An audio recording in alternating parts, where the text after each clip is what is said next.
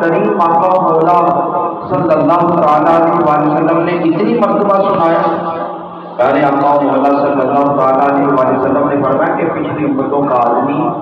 جس کا نام کفل تھا، بڑا گناہ گار تھا، گناہ کرنے والا تھا، ایک دن کسی عورت کے ساتھ گناہ کرنے اور اس نے عورت کو راضی کیا، رقم طے ہو گئی، مگر عورت نے کہا ہے بندے میں نے کبھی گناہ نہیں کیا، آج مجبوری نے مجھے تیرے دروازے پہ کھڑا کر دیا، میں نے کبھی گناہ نہیں کیا. اس آدمی نے صرف اتنا سنا کہ یہ عورت مجبور تھی، اس نے اللہ کی رضا کے لیے، دل میں خوف پیدا ہوا، اللہ کی رضا کے لیے اسے آزاد کر دیا،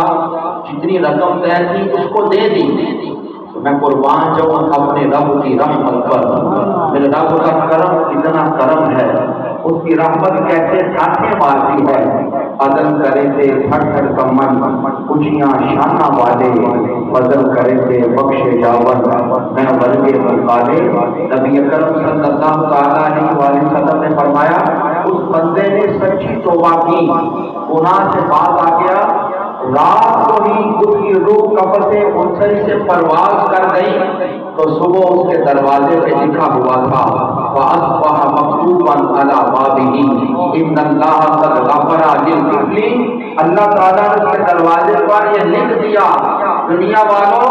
اس بندے نے میرے خوف کی وجہ سے گناہ کو چھوڑا، اللہ نے اس کے گناہوں کو معاف کروا دیا.